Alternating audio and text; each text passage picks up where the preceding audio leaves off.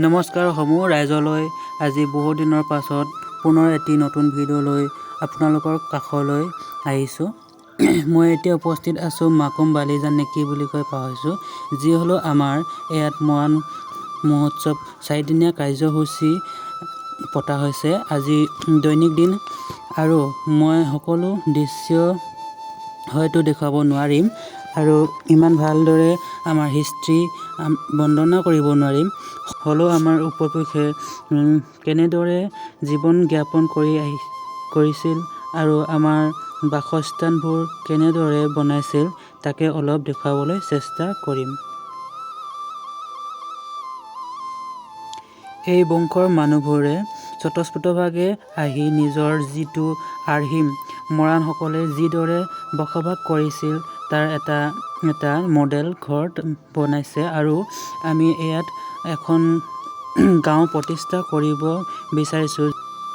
যিহেতু এই গাঁওখনে আমাক সংৰক্ষণ কৰিব, ভৱিষ্যতে এই ঠাইটো কলাক্ষেত্ৰৰ দৰে বিভিন্ন কাৰ্যসূচী এটা লৈ আমি কেনেদৰে জীৱন নিৰ্বাহ কৰোঁ আৰু অতীতৰ জনগোষ্ঠীৰ লোকে কেনেদৰে হাবিতলীয়া ঠাইত নিবাস কৰিছিল আৰু জীৱ জন্তুৰ পৰা বাচি থাকিবৰ কাৰণে টঙিঘৰ বনাইছিল, ঠিক তেনেদৰে আমাৰ নামঘৰ পৰা সমাজ ব্যৱস্থাটো নিয়ন্ত্ৰণ হৈ থাকে আৰু আমাৰ কালচাৰটো জীৱিত হৈ থাকে। তো ব'লা মোৰ লগতে আপোনালোকেও মৰাণ হেৰিটেজ ভিলেজখনি অলপ ঘূৰি পকি চাওঁ।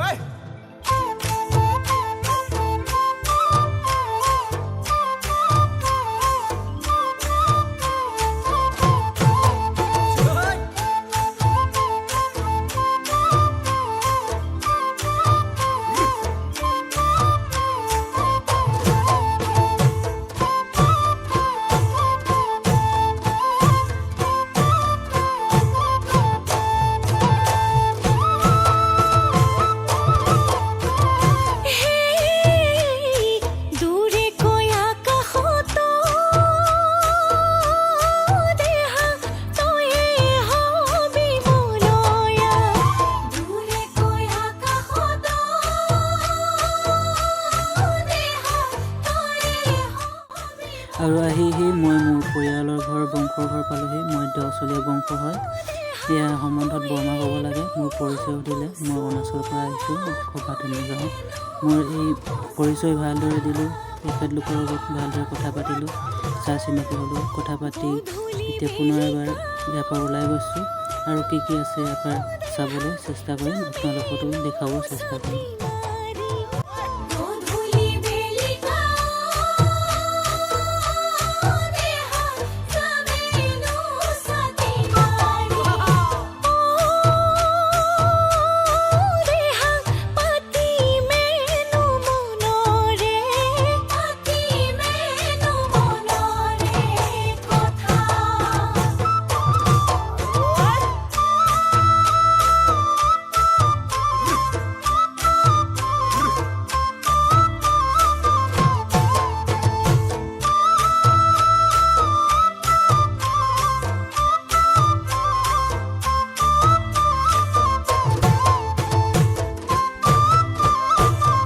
যেতিয়া আমাৰ ভণ্টিসকলৰ শান্তি বিয়া হয় তেতিয়া এনেদৰে ধূপ তুলি বেৰি সাজি শান্তি বিয়া তোলা হয়।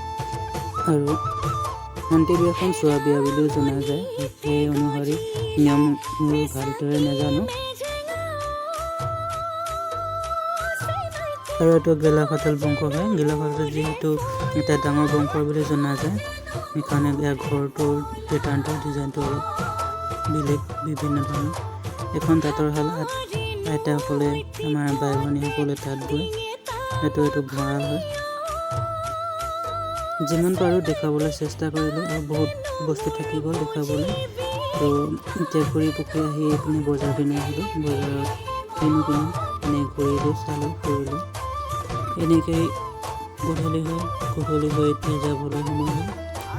সেইকাৰণে পুনৰ এবাৰ আমাৰ বংশঘৰটোলৈ আহি সকলো সদস্যক যাক চিনি পাওঁ চবৰ পৰা বিদায় লৈ ঘৰলৈ বুলি ঘূৰি আহিলোঁ। আৰু যদি আপোনালোকে ভিডিঅ'টো চাই ভাল পালে তেতিয়াহ'লে লাইক, কমেণ্ট, ছাবস্ক্ৰাইব কৰি দিব। এনেদৰে আপোনালোকৰ মৰম দি থকাৰ কাৰণে বহুত বহুত ধন্যবাদ। Thank U.